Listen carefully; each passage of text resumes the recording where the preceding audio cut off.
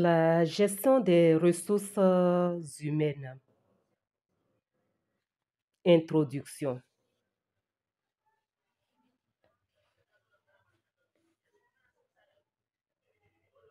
Shalom à tous. Nous traitons la gestion des ressources humaines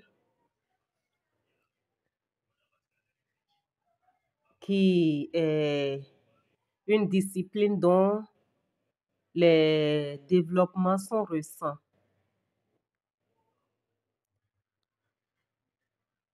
Et nous pouvons constater que les développements réalisés en termes d'enseignement de gestion des ressources humaines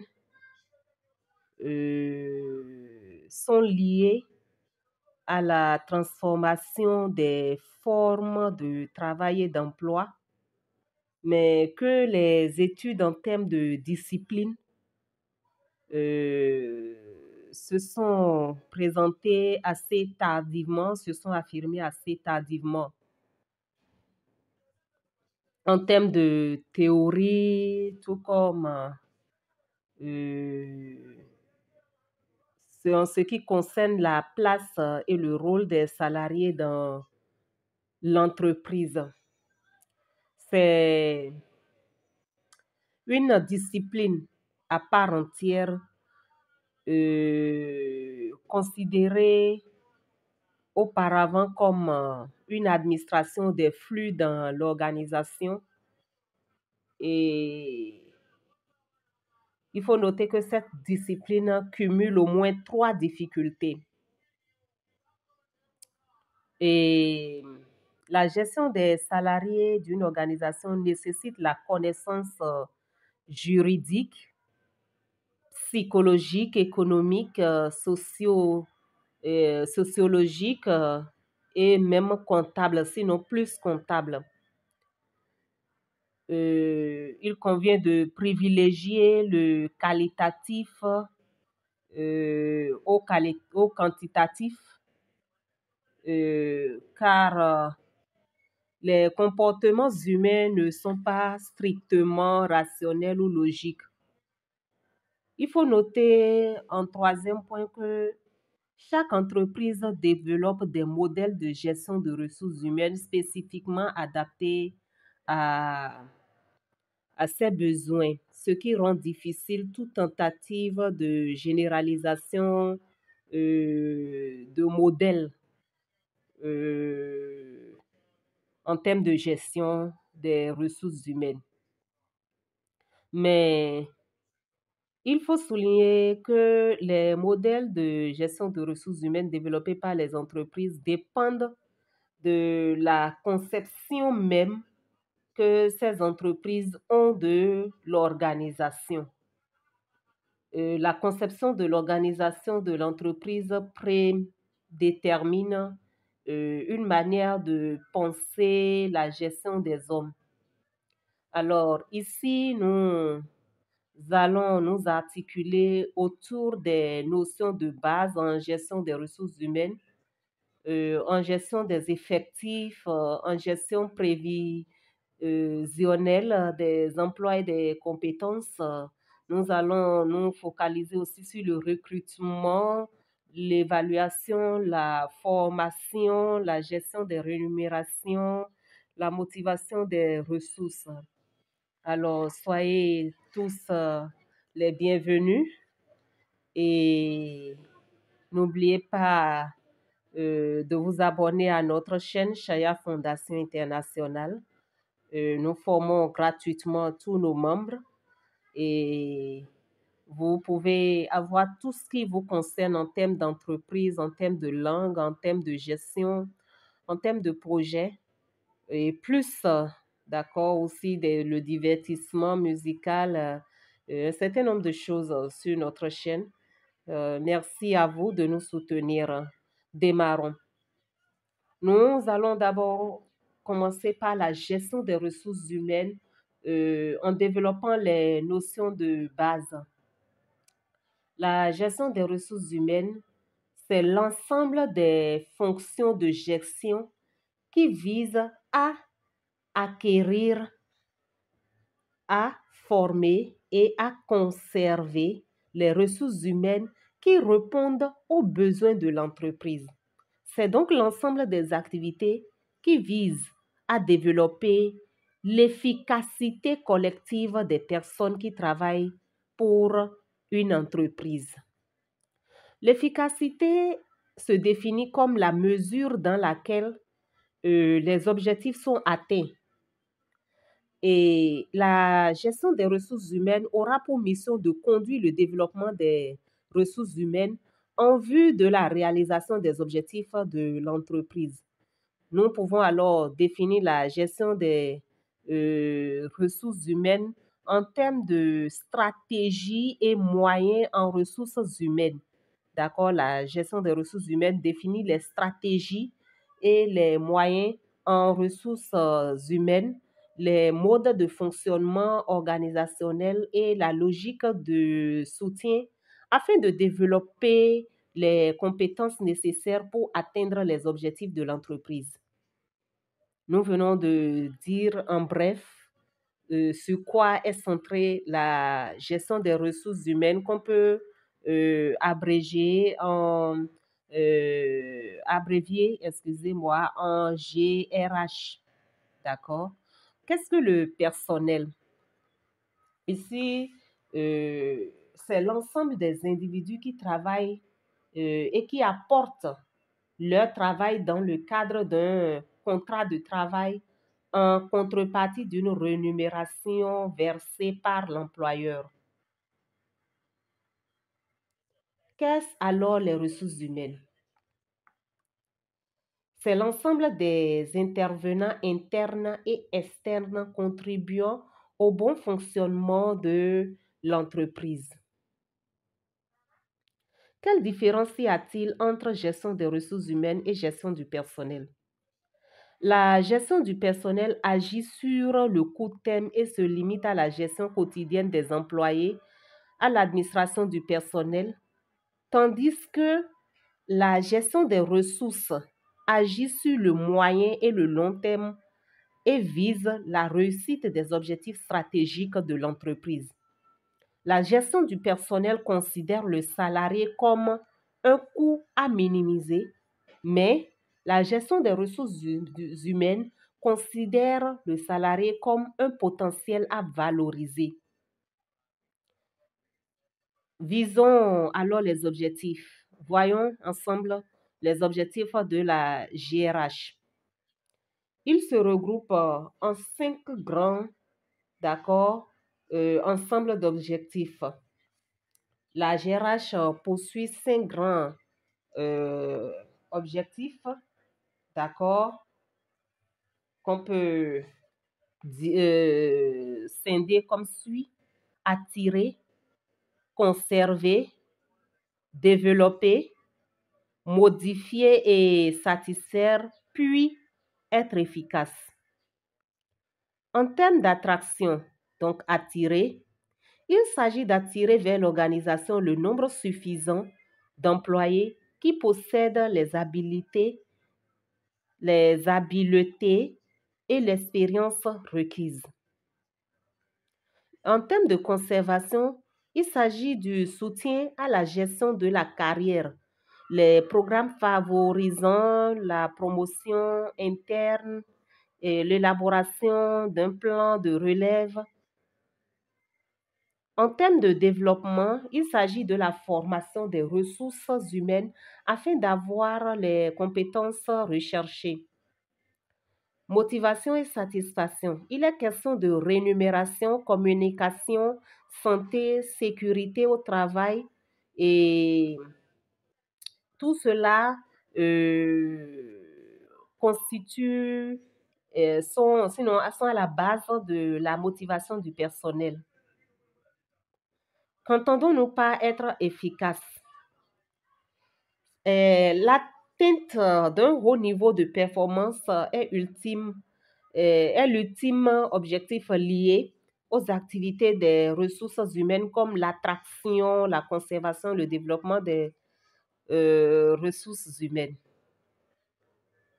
Quelle est la mission de la gestion des ressources humaines? Elle poursuit plusieurs missions. Administrer efficacement, développer la motivation des salariés, favoriser le changement, mettre en œuvre les stratégies de l'entreprise, d'accord? On ne peut que citer ceux-là, détaillons-les plus en profondeur pour dire, en termes d'administrer efficacement, il s'agit d'assurer une bonne gestion quotidienne du personnel, c'est-à-dire l'ensemble des tâches qui constituent le noyau autour duquel s'est construit et développé la fonction. Nous parlons de l'embauche, de la paye, des relations de travail, de l'absentéisme, des congés, des disciplines, sinon de la discipline au sein de l'entreprise. Que voulons-nous dire par développer la motivation des salariés? Il est essentiel de tenir compte des attentes des salariés en termes d'équité, d'employabilité, d'épanouissement, d'éthique et d'écoute.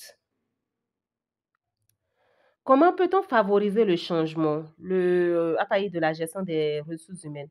La gestion des ressources humaines doit encourager les comportements nouveaux, plus efficaces, mais elle doit également favoriser la capacité d'adaptation des salariés aux changements stratégiques et aux objectifs de l'entreprise, à la vision et à la mission de l'entreprise. Et mettre en œuvre les stratégies de l'entreprise, qu'est-ce que c'est? La direction des ressources humaines doit aider l'organisation à atteindre ses objectifs stratégiques et faire en sorte que la stratégie des ressources humaines supporte la stratégie d'entreprise, ce en participant à la définition de la stratégie de l'entreprise. Quelles sont les composantes de la gestion des ressources?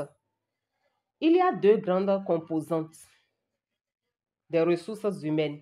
Il y a le management opérationnel des ressources humaines qu'on appelle MOR et le management stratégique des ressources humaines MSRH.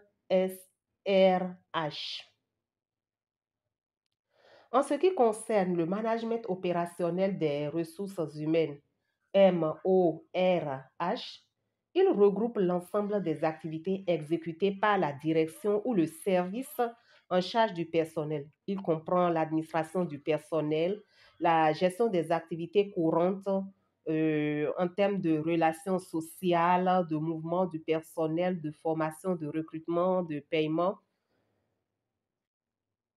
Quand nous parlons du management stratégique des ressources humaines, cela couvre les activités exécutées par toute personne en position d'encadrement dans l'organisation. Le directeur, le chef départemental, le superviseur. Bon. Il comprend en quelque sorte la gestion prévisionnelle des emplois et des compétences dans l'optique de l'adéquation profit-emploi et la gestion prévisionnelle des motivations et des compétences en vue de réduire le risque d'inadéquation entre les deux. Quelles sont les politiques de la fonction des ressources? La fonction des ressources humaines dispose de plusieurs politiques qui sont définies qui ont été progressivement définis par les théoriciens du management. Au nombre de ces politiques, nous avons la politique générale d'emploi, la politique de formation, la politique de motivation, la politique de rémunération, la politique de communication, la politique de sécurité sociale, la politique du recrutement, la politique du développement et de l'adaptabilité. Les activités ou domaines de la fonction des ressources humaines. Nous avons au sein de l'organisation ce qui se fait, la structure des emplois et des effectifs, le recrutement et l'intégration, l'appréciation des performances et du potentiel, en termes d'évaluation, la formation, le développement des compétences, la rémunération, l'administration du personnel, les conditions du travail, les relations sociales, l'information et la communication, le management des hommes, les outils de pilotage. Nous pouvons aller pas à pas pour une meilleure compréhension.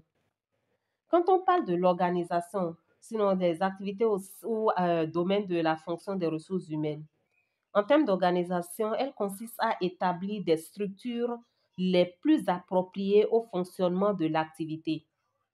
Il s'agit donc de définir l'organigramme qui répond à la taille, à l'activité, au style de management et la culture de l'entreprise. Lorsque nous parlons de la structure des emplois et des effectifs, la gestion des emplois prend en compte les besoins immédiats en quantité et en qualité, mais également les besoins prévisionnels de l'entreprise. Quand nous parlons du recrutement et de l'intégration, le recrutement concerne le choix des personnes qui correspondent aux postes à pourvoir. Cette activité consiste à rechercher les meilleurs candidats selon leur profil et les caractéristiques de chaque fonction et leur potentiel.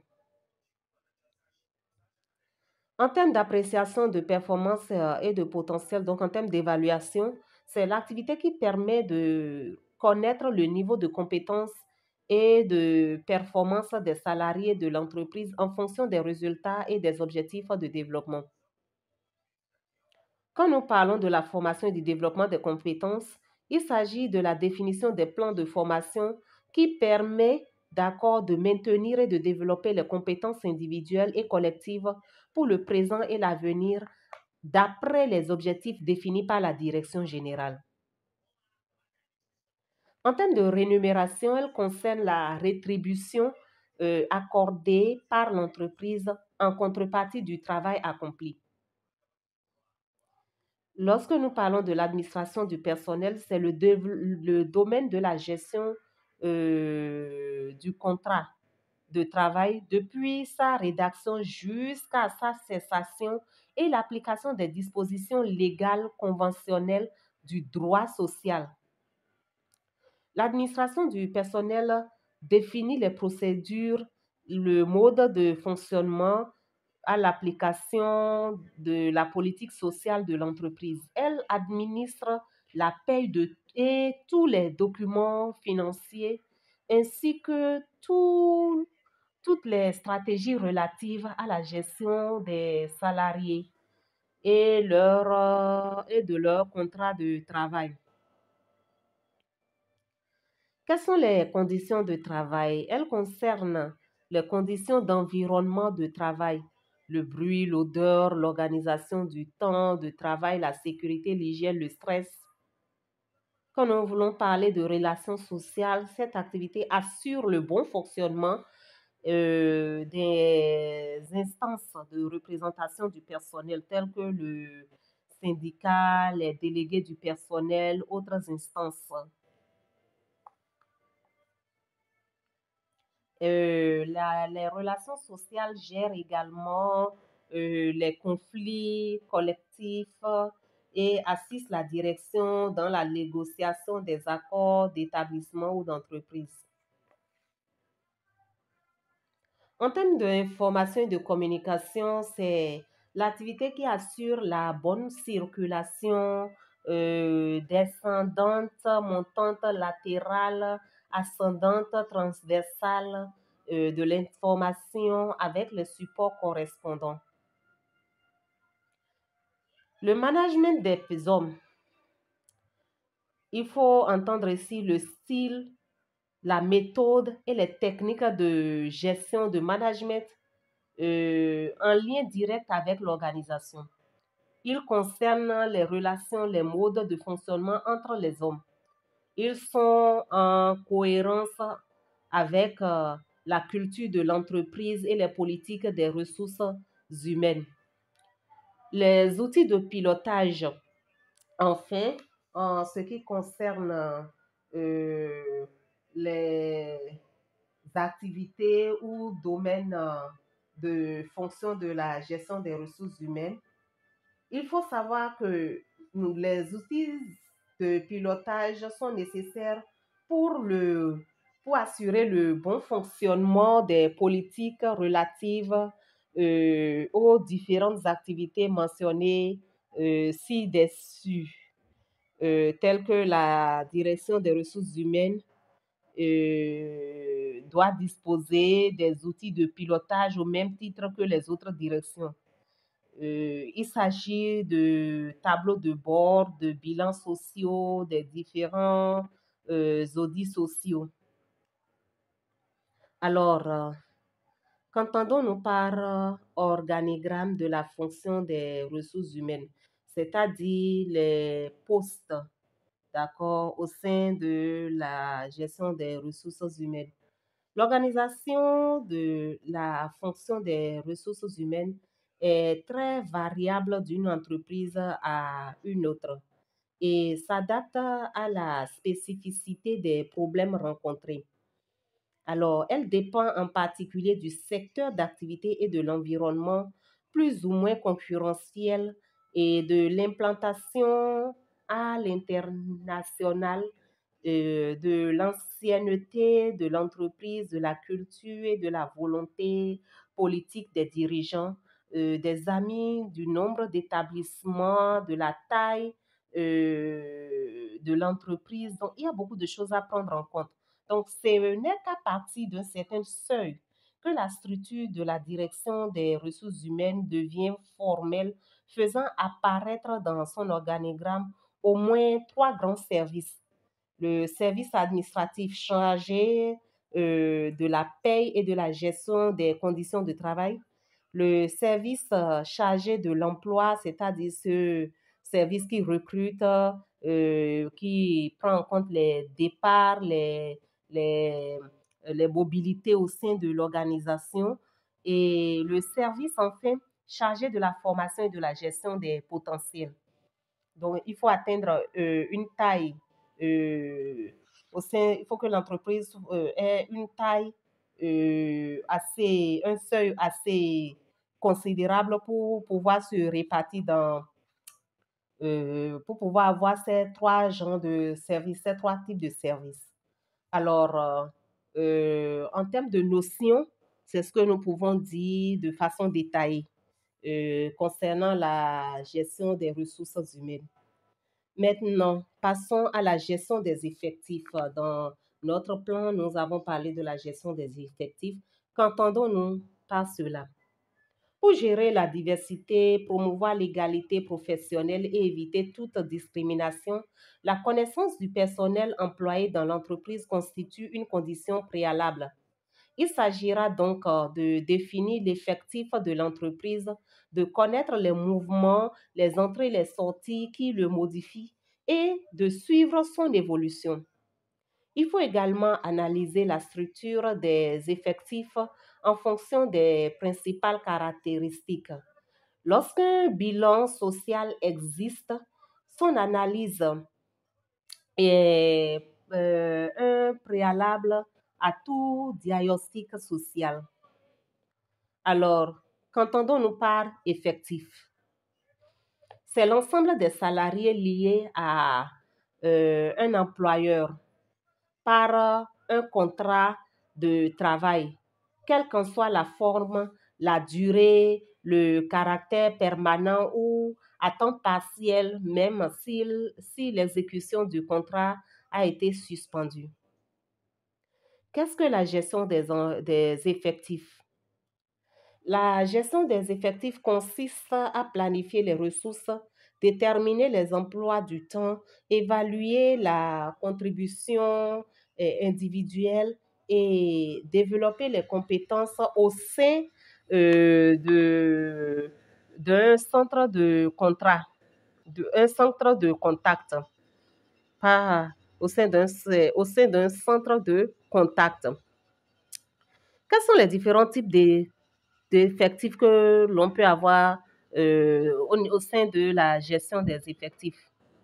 La diversité des situations de personnes liées à une entreprise par un contrat de travail conduit plusieurs acteurs, sinon plusieurs auteurs, à distinguer des types d'effectifs, tels que l'effectif total ou théorique, l'effectif inscrit, l'effectif payé, l'effectif présent, l'effectif au travail, l'effectif permanent, l'effectif fiscal.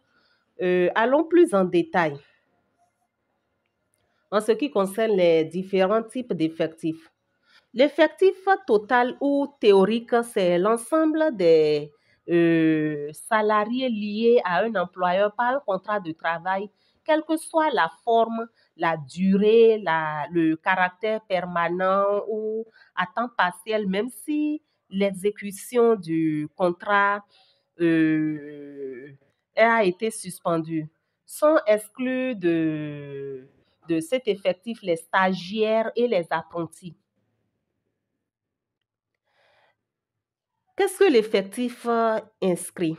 Il regroupe, quelle que soit la nature du contrat de travail, tous les salariés inscrits au registre du personnel. C'est l'ensemble des personnes inscrites non sorties du registre des mouvements dont on assure et ou qu'on conserve effectivement ou dont on conserve effectivement la gestion. Qu'entendons-nous par effectif payé? C'est l'ensemble des personnes dont la rémunération est maintenue en totalité ou en partie. Qu'est-ce que l'effectif présent? C'est l'ensemble des personnes considérées présentes, qu'elles travaillent ou non, pour l'activité principale, même ceux en congé, ceux dont le contrat est suspendu pour accident de travail, les congés pour événements familiaux, les congés de formation économique, sociale et syndicale. Qu'est-ce l'effectif au travail? C'est l'ensemble des personnes physiquement présentes au poste ou travaillant réellement. C'est quoi l'effectif permanent? Il se compose des salariés titulaires d'un contrat de travail à durée indéterminée inscrits à l'effectif pendant l'année considérée. Enfin, l'effectif fiscal, c'est l'ensemble des personnes ayant touché une quelconque rémunération au cours de l'exercice salarié en termes de contrat à durée indéterminée, contrat à durée déterminée, en termes de vacataire ou saisonnier. Quelle est la structure ou la caractéristique des effectifs? On peut parler des caractéristiques civiles des employés en termes de pyramide des âges, de pyramide des anciennetés, de répartition par genre, de répartition suivant la nationalité. On peut aussi voir quelques caractéristiques professionnelles, les mouvements affectant les effectifs, les recrutements, les départs, les promotions. Nous allons encore aller un peu plus en détail pour dire la connaissance qualitative, sinon la connaissance quantitative plutôt du personnel est nécessaire, mais insuffisante pour élaborer une gestion prévisionnelle des emplois. Elle doit être complétée par une étude de la structure qualitative des salariés. Alors, quelles sont les caractéristiques civiles des employés? Nous avons la pyramide des âges. C'est un outil de représentation par âge et par sexe de l'effectif de l'entreprise à un instant donné. Elle permet de faire des projections dans le temps, de visualiser les départs à la retraite et autres. La pyramide des âges constitue un indicateur de la gestion des ressources humaines au même titre que l'organigramme de l'entreprise où le taux de rotation du personnel est fonctionnel.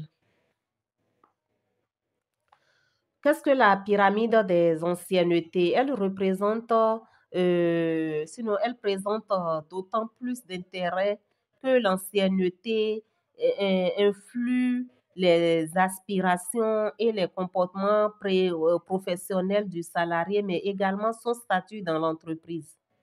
Donc, elle prend en compte plus les intérêts que l'ancienneté, les intérêts et même l'ancienneté euh, du salarié. La répartition par genre permet de visualiser l'effectif en termes de genre masculin ou féminin. Elle présente également un intérêt certain du fait de l'importance de l'objectif d'égalité professionnelle. La répartition suivant la nationalité, elle apporte des indicateurs, sinon des indications sur l'ouverture internationale, la réglementation relative à l'emploi des étrangers est importante et différente selon l'origine. Quels sont les caractères, sinon les caractéristiques professionnelles quand nous parlons de structure ou caractère des effectifs? Nous sommes en train de parler de la gestion des effectifs.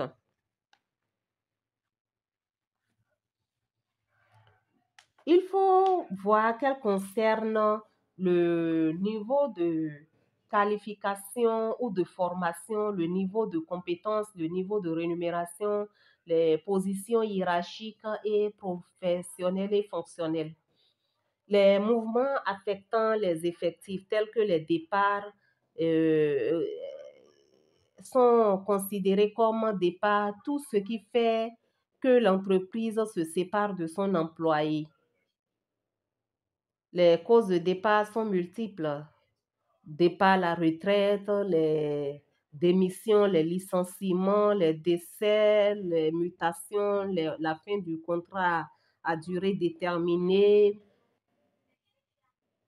On peut aussi parler en termes de mouvements affectant les effectifs, le recrutement. Le recrutement est un processus qui permet de trouver une personne supposée correspondre aux besoins et compétente, considérée comme requise à un poste donné dans une organisation. Il prend en compte euh, le contrat à durée déterminée ou indéterminée. Et toujours en termes de mouvements affectant les effectifs dans la gestion des ressources, nous avons les promotions. La promotion consiste à désigner euh, quelqu'un ou c'est le fait d'obtenir un nouveau poste et une nouvelle responsabilité au sein d'une entreprise.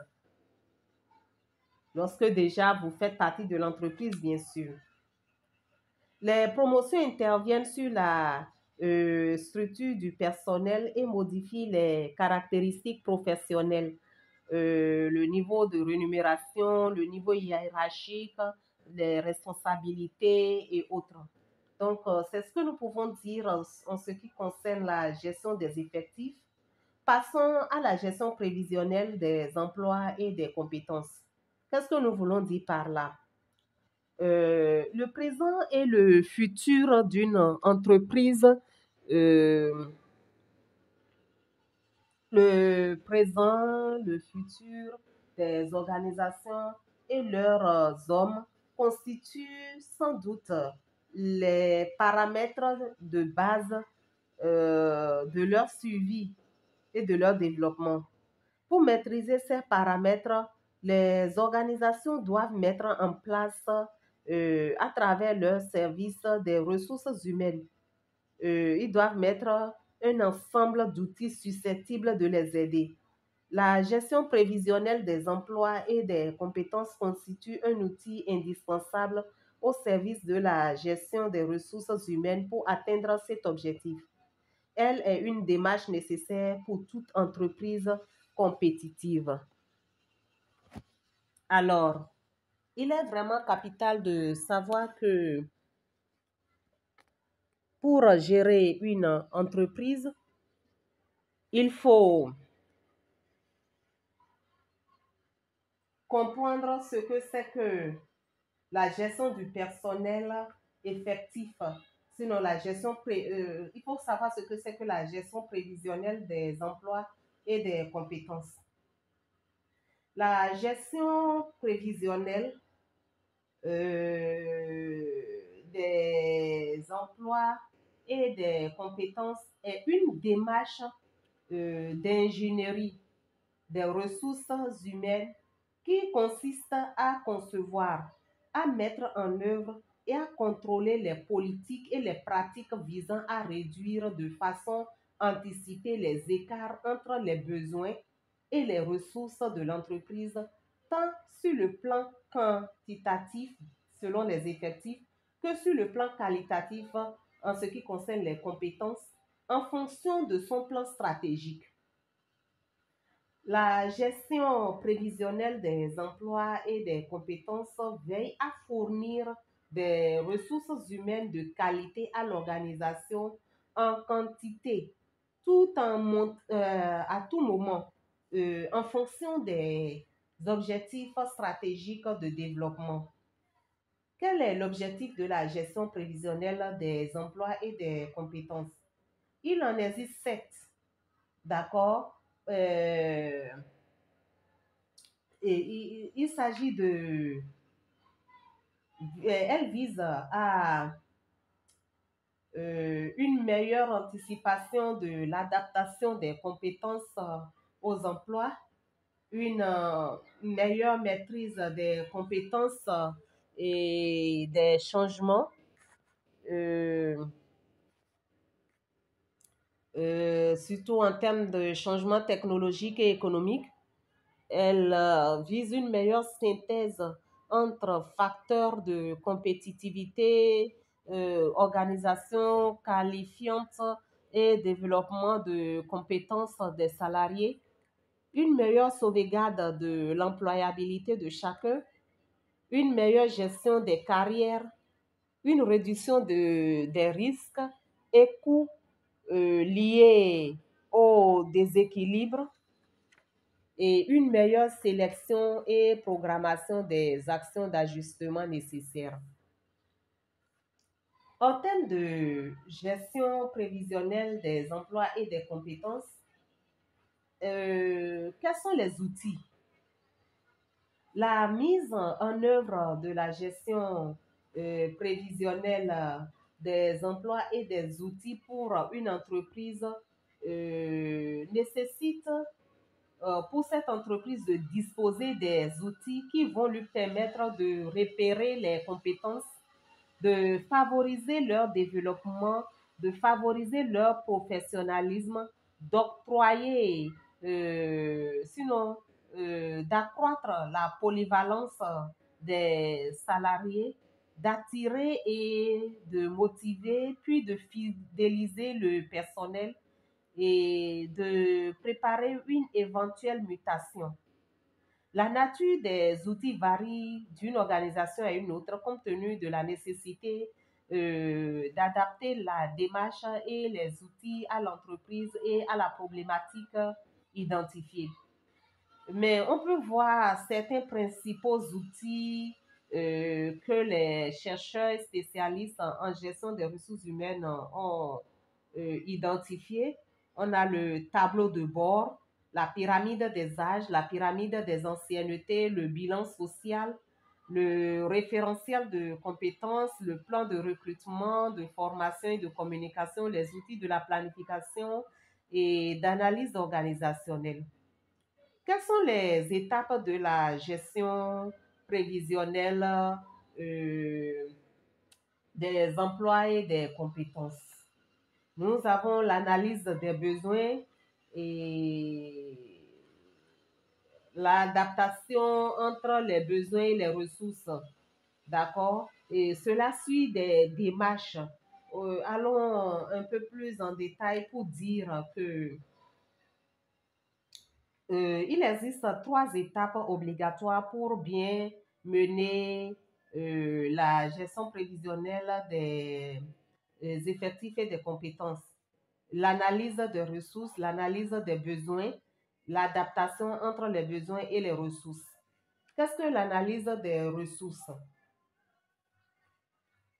Cette étape consiste à recenser l'effectif de l'entreprise et à projeter cette population dans un avenir plus ou moins proche en, en tenant compte des événements qui affectent les états des ressources humaines, le vieillissement, le départ à la retraite, les décès, les promotions, pour ne citer que ceux-là. Qu'est-ce que l'analyse des besoins? En fonction des choix stratégiques effectués par l'entreprise, on cherche à cerner les compétences requises dans les années à venir, ainsi bien quantitatifs que qualitatifs. Combien d'hommes, combien de postes, quel niveau de qualification. Alors, pour comprendre l'adaptation entre les besoins et les ressources, il faut comprendre que c'est l'écart entre les besoins et les ressources disponibles en personnel permet de définir les mesures d'ajustement nécessaires et un bon équilibre social en termes d'embauche, en termes de promotion, de formation, de reconversion, de départ à la retraite, de licenciement. Quelle est la démarche de la gestion prévisionnelle des effectifs et compétences? Il faut voir les ressources actuelles pour pouvoir anticiper sur les ressources futures et comprendre les besoins actuels pour pouvoir anticiper sur les besoins futurs. Le cumul des deux permet l'analyse des écarts, ce qui permet de faire une politique d'ajustement. La politique d'ajustement interne et la politique d'ajustement externe sont vraiment nécessaires. En termes de politique d'ajustement interne, il y a les mutations, la promotion, la formation, l'aménagement du temps de travail. En termes de politique d'ajustement externe, il y a les embauches, les sous-traitances, les réductions d'effectifs. Et passons à la clarification de quelques concepts. Qu'est-ce que la compétence? La compétence est la mobilisation et l'activation du savoir-faire et du savoir-être. Le savoir, c'est la formation académique. Le savoir-faire en termes d'expérience professionnelle. Le savoir-être, c'est la relation en milieu de travail. Alors, la différence entre compétences et compétences requises et compétences acquises. Lorsqu'on parle de compétences requises, c'est l'ensemble des aptitudes indispensables pour accéder à un poste. Lorsqu'on parle de compétences acquises, c'est l'ensemble des aptitudes comptabilisées au sein d'un poste donné. Alors, qu'est-ce que un emploi menacé? Qu'entendons-nous par un emploi menacé? Nous sommes en train de voir un certain nombre de choses en ce qui concerne la gestion des ressources humaines, spécifiquement en gestion prévisionnelle des emplois et des compétences. N'oubliez pas de vous abonner à notre chaîne, d'aimer ce que nous faisons, de liker, de partager, de nous rejoindre massivement pour bénéficier gratuitement de tout ce que nous faisons. Soutenez-nous. Envoyez vos likes, vos commentaires inbox et nous vous répondrons. Nous suivrons avec vous tout ce que nous sommes en train de faire sans coût. Merci. C'est Chaya Fondation Internationale. Nous sommes là pour vous servir. Alors, nous étions en thème de gestion prévisionnelle des effectifs et des ressources et nous parlons actuellement de l'emploi menacé. Un emploi menacé désigne un ensemble de postes en voie de disparition. Qu'est-ce que l'emploi cible?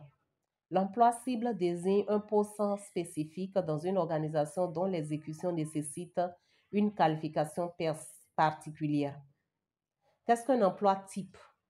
Un emploi type désigne un ensemble de postes dont les caractéristiques sont suffisamment connues pour pour pouvoir être occupées par un même individu. Qu'est-ce que l'emploi? L'emploi dans l'entreprise désigne tout ensemble d'activités ayant des caractères et des exigences spécifiques nécessaires à la réalisation des objectifs. Alors, qu'est-ce que la fonction? Est-ce que la fonction, c'est encore de l'emploi?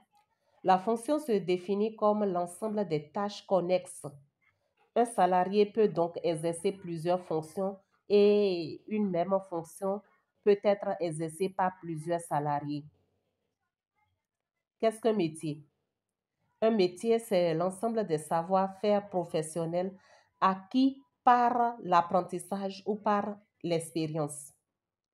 On peut parler de métier de comptable, de chauffeur, de euh, mécanicien et j'en passe. Qu'est-ce alors la profession? La profession, c'est un métier appartenant à un ensemble donné dans un secteur d'activité donné. C'est quoi le poste? Le poste, c'est l'endroit où se réalise un ensemble de tâches ou d'activités liées à un emploi. Qu'est-ce qu'un poste de travail? Quand on parle de la secrétaire de direction, c'est un poste de travail ou la secrétaire du directeur. C'est un lieu d'affectation d'un salarié physiquement localisé dans un atelier ou dans un bureau. Nous continuons pour dire qu'est-ce que le profil du poste? Il est vraiment important de connaître ces petites notions car travailler au sein d'une entreprise sans ces notions serait vraiment catastrophique. Quand bien même beaucoup ont reçu ces formations universitaires, beaucoup, bon nombre les ont oubliées. Donc, nous écouter vous permettra de vous rappeler ces petites notions de base pour mieux vous mettre à l'aise au sein de votre entreprise. Le poste, le profil du poste, c'est un document écrit qui présente les caractéristiques personnelles de l'agent qui doit occuper ce poste en termes de formation, d'expérience et de compétences. C'est quoi la tâche? C'est un travail déterminé que l'on doit exécuter et qui se résume en des opérations. Qu'est-ce que l'activité? C'est un ensemble cohérent et articulé de tâches dont la responsabilité peut être confiée à une ou plusieurs personnes. Qu'est-ce qu'une action? L'action, c'est l'ensemble des activités dont la mise en œuvre, euh, la mise en œuvre concourt à l'atteinte d'un objectif. Alors, qu'entendons-nous par la description de la tâche? C'est un document écrit et évolutif énumérant les missions, les responsabilités, les tâches incombant aux titulaires, les moyens disponibles, les conditions spécifiques de travail, ainsi que les exigences requises pour exécuter la fonction, pour exercer la fonction. Alors, quand nous parlons de la gestion prévisionnelle des emplois et des compétences, c'est tout cet ensemble-là qu'il faut prendre en considération. Nous allons passer au système de recrutement pour mieux nous préparer au niveau de la deuxième, au niveau du deuxième audio de la gestion des ressources humaines, continuer sur le reste. Alors, Ici, qu'est-ce que le recrutement? Il faut savoir que le recrutement est au cœur des préoccupations des entreprises en raison notamment de la démographie et de la euh, raréfaction de certains profils de spécialistes et d'experts. L'acquisition d'une main-d'œuvre de qualité, compétente et motivée participe au succès social et économique de l'entreprise, des équipes de travail, du personnel, de l'encadrement, du service des ressources humaines et de l'individu lui-même au sein de l'organisation. L'enjeu de la capacité à attirer des personnes qualifiées et à prendre de bonnes décisions en matière de sélection est un facteur de réussite dans un environnement compétitif. Le recrutement est stratégique pour l'entreprise car c'est le premier moment pour l'intégration des salariés et il conditionne le début des autres processus de ressources humaines tels que l'intégration, la rémunération, l'évaluation, la formation, afin de fidéliser les collaborateurs. Qu'est-ce qu'un recrutement? Le recrutement, c'est une pratique de gestion des ressources humaines qui consiste pour une organisation à trouver le meilleur, sinon la meilleure adéquation entre personne et le poste à pouvoir, entre une personne et le poste à pouvoir. Les objectifs du recrutement, d'accord, sont qu'il faut voir que l'embauche contribue à atteindre euh, les objectifs ci-après. Inciter le personnel, sinon inciter les personnes compétentes à poser leur candidature pour un poste donné. Augmenter le bassin de connaissances et d'habiletés par l'ajout de nouvelles ressources. Augmenter la capacité de l'organisation à répondre à la demande. Les sources de recrutement et les approches des candidats au sourcing. Il existe notamment deux sources de recrutement. Le recrutement interne et le recrutement externe. Alors, en termes de recrutement interne, il faut voir au fait que les entreprises, les entreprises peuvent décider de faire recrutement interne ou externe. Le recrutement interne a des avantages, mais aussi des inconvénients au même titre que le recrutement externe. Il est circonscrit aux ressources humaines de l'organisation lorsqu'il s'agit d'un recrutement à l'interne. Les avantages du recrutement interne, il y a l'économie du temps, les risques minimisés d'erreurs, l'effet stimulant pour le personnel, le maintien ou le renforcement de la culture de l'entreprise, les titulaires rapidement opérationnels. Mais il y a aussi des inconvénients. Le choix limité surtout dans les petites entreprises, le risque de tension en cas de compétition ou même au même poste. Euh, un salarié en place peut être moins enclin à la créativité qu'un nouveau, d'accord? Euh, un salarié qui excelle dans sa fonction peut arriver à son niveau d'incompétence s'il est promu. Ce sont les avantages et les inconvénients du recrutement à l'interne. Maintenant, le recrutement à l'externe, il faut voir. Le recrutement externe se caractérise par le fait que l'employeur va embaucher un nouveau salarié extérieure à l'entreprise. L'employeur peut décider de confier le recrutement à un consultant ou à un cabinet de recrutement ou de le prendre en charge lui-même. S'il veut le prendre en charge, il faut voir quelques sources. Euh, L'organisme de placement, les entreprises de travail intermédiaires, sinon intérimaires, les annonces dans la presse, les forums d'emploi, sinon les forats d'emploi, les affiches, le monde associatif. Il existe également d'autres formes de recrutement à l'externe, à savoir les candidatures spontanées, les euh, candidatures recommandées, les candidatures proposées par les salariés de l'entreprise, les candidatures recommandées par des personnes extérieures. Essayons de voir un peu plus loin.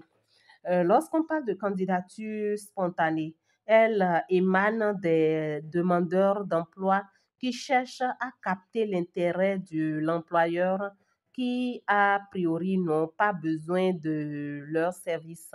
C'est des sources peu honoreuses et rapidement exploitables.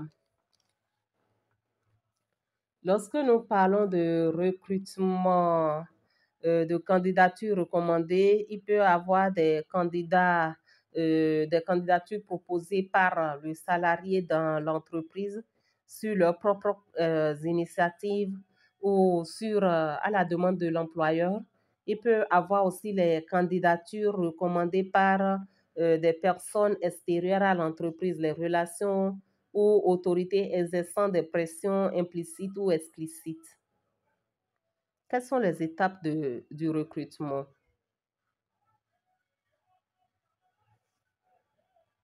Le processus du recrutement s'articule autour de 4 étapes principales.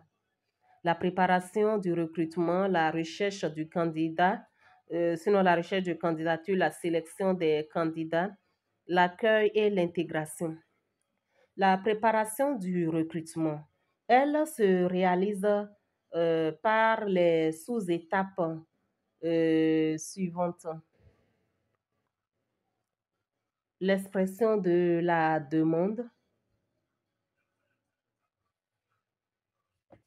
l'analyse de la demande, la définition du poste et du profil. C'est ça au niveau de la préparation. L'expression de la demande par le responsable du service ayant besoin d'un agent. L'analyse de la demande par le service des ressources humaines en faisant le diagnostic de l'opportunité et de la demande exprimée. La définition du poste et du profil par le service des ressources humaines. La recherche de candidature. L'entreprise a 3 possibilités de recherche du candidat idéal. La prospection interne, le choix de la méthode de recrutement externe et la recherche de candidature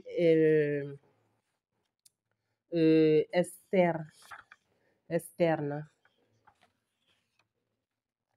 Quand nous parlons de la prospection interne, il s'agit de rechercher si la compétence existe à l'interne afin de faire la promotion et les mutations. Le choix de la méthode de recrutement externe. Le recruteur peut mener la recherche lui-même ou confier la recherche à un cabinet. La recherche de candidatures externes renvoie au souhait de comparer les candidats internes aux candidats externes afin d'améliorer la qualité du recrutement, au souci d'élargir le potentiel interne par l'apport de nouvelles personnes. d'accord? Quand de nouvelles personnes viennent au sein de l'entreprise, il y a un certain nombre de choses, une plus-value qui s'ajoute aussi, d'accord? Surtout lorsque ces personnes sont des experts. Et la troisième partie, c'est la recherche de candidats extérieurs, sinon de candidatures extérieures. Les candidatures spontanées par Internet ou par voie postale, les petites annonces sont les principales sources de recrutement. Selon les qualifications recherchées, l'entreprise choisira une ou plusieurs sources de recrutement.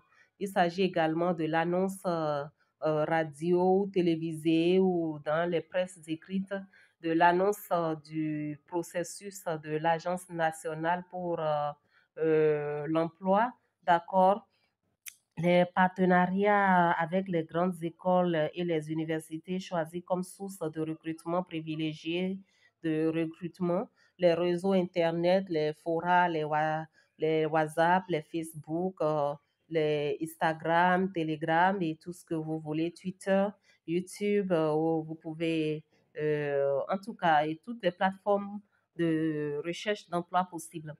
L'annonce publiée sur ces différentes sources de recherche de candidatures externes sont composées des points suivants. Il y a 5 points cinq éléments qu'il faut vraiment mettre en valeur. La société, c'est-à-dire le secteur, la taille, le lieu, les objectifs. Le poste intitulé l'évolution possible, le profil recherché, la formation, expérience professionnelle, les compétences. Les avantages, c'est-à-dire la rémunération, les formations, autres avantages, le mode de contrat par mail, par contact téléphonique. Donc, il faut le mode de contact, s'il vous plaît. Et il ne faut pas aussi oublier pour faire comprendre à la personne, si on peut ajouter un sixième point, le fait de dire que le contrat est à durée déterminée ou à durée indéterminée. Alors, la sélection, il se réalise par le premier tri, quel que soit le vecteur choisi, sinon le secteur choisi, la candidature se solde toujours par la réception d'un curriculum vitae et d'une lettre de motivation. Le processus de sélection débute par l'analyse de ces deux éléments et permet le tamissage pour se retenir, pour ne retenir que les candidats dont on estime que la candidature présente un grand intérêt. L'examen de candidature se fait sur la base de critères relativement simples et objectifs. Le choix, la méthode, le choix de la méthode. Plusieurs méthodes de sélection sont utilisées par le recruteur pour choisir les candidatures idéales, sinon les candidats idéaux. Il s'agit généralement des épreuves écrites, des entretiens, des tests psychotechniques. Et il faut aussi noter que au niveau de la sélection, lorsque nous parlons du recrutement, puisque nous sommes au niveau de la session de recrutement, euh, lorsque nous parlons du recrutement, il faut voir et comprendre qu'est-ce qu'une épreuve écrite.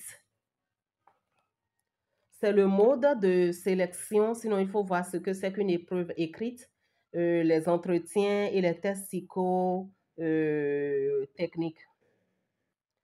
L'épreuve écrite, c'est le mode de sélection par excellence dans la fonction publique. Les candidats sont soumis à une épreuve de composition écrite et sont évalués sur la base de leur rendement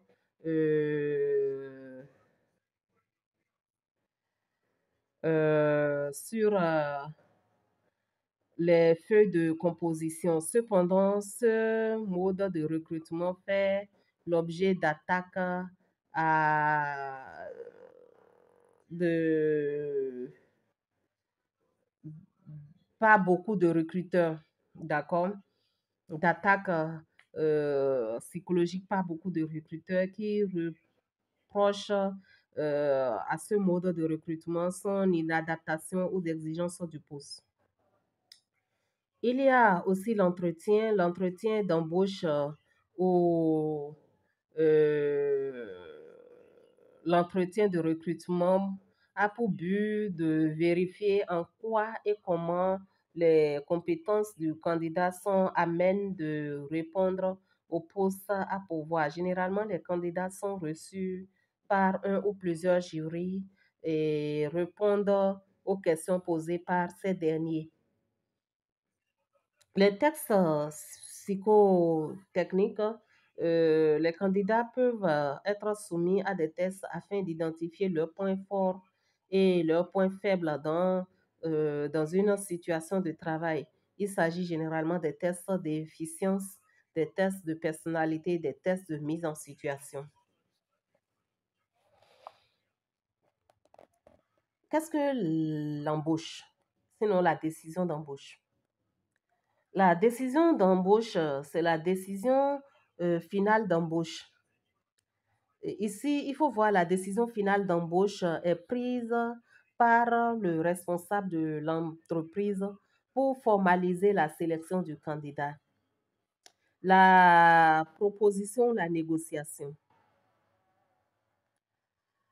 À la suite de la décision de recrutement du candidat, le responsable de l'entreprise fait quelques propositions ou négociations avec le futur salarié.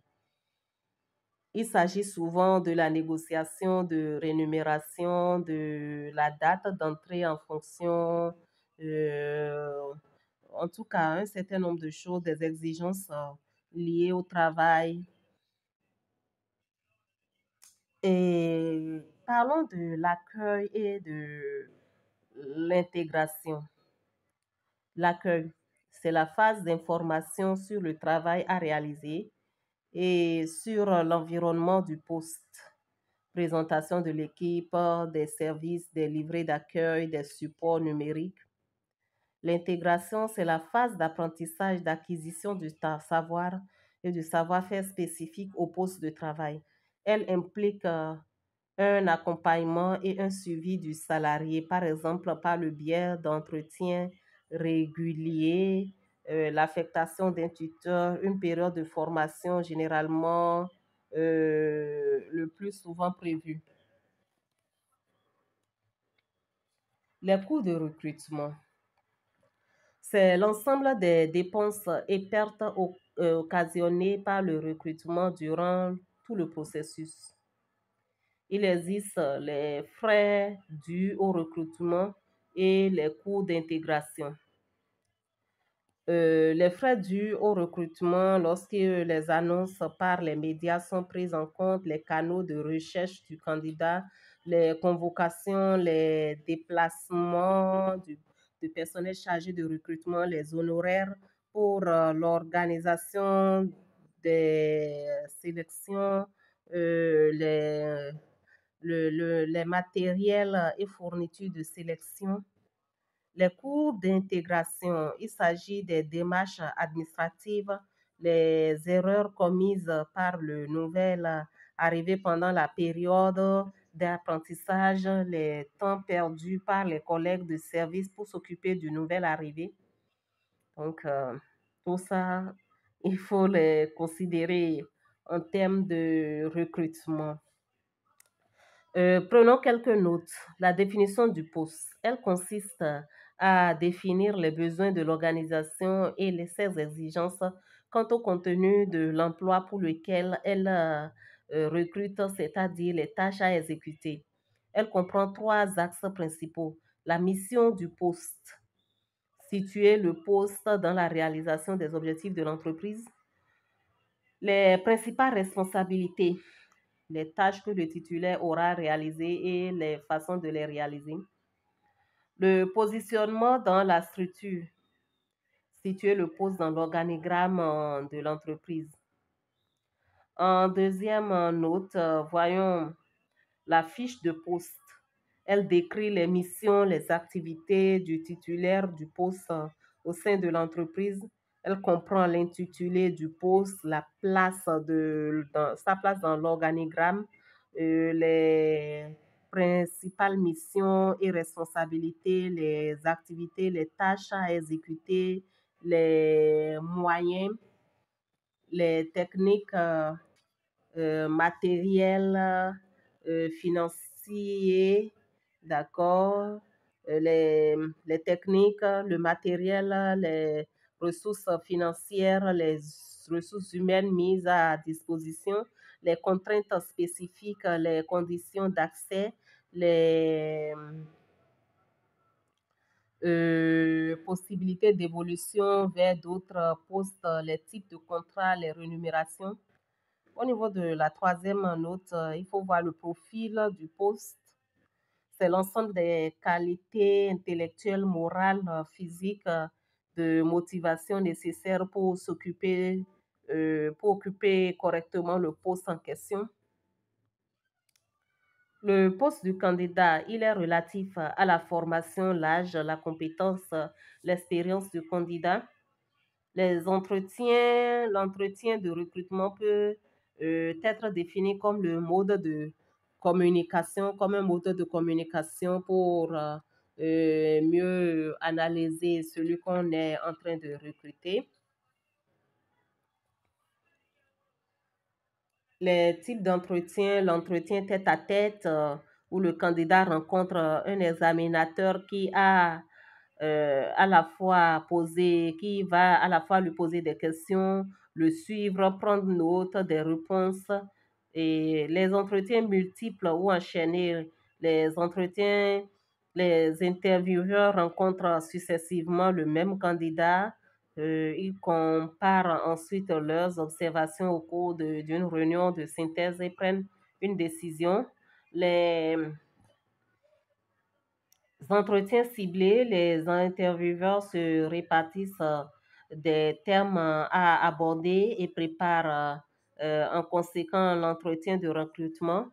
Les entretiens avec un jury, les intervieweurs, 2 à 3 ou 4 euh, voient ensemble le même candidat et échangent après sur des bases identiques. On peut avoir les techniques d'entretien direct ou non direct, d'accord, semi-direct. Et en termes d'entretien, technique d'entretien, l'entretien direct, passons d'abord à l'entretien non direct. Il s'agit de ramener en miroir le discours du sujet, d'accord, pour que le candidat prenne véritablement conscience de son contenu.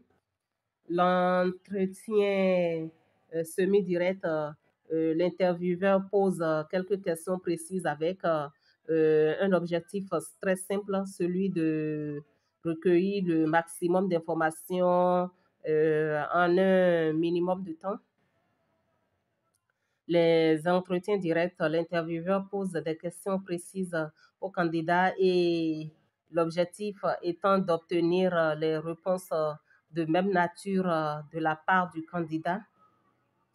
Il y a d'autres techniques d'entretien, la graphologie, l'astrologie, la typologie, la chirologie, la morphophysiologie, la numérologie. Il y a plusieurs textes, d'accord. Les tests éventuels, les tests d'intelligence, les tests d'aptitude, les tests de personnalité, les tests de mise en situation. Beaucoup de choses qui se passent au cours d'un entretien. Alors, nous arrêtons là pour ce qui est de l'entretien, de tout ce qui est de la gestion des ressources humaines, l'introduction, la partie 1, bien sûr. Ça, c'est juste la première partie. La deuxième partie va s'en suivre. Merci d'aimer, de liker, de vous abonner, de laisser vos commentaires. Shalom.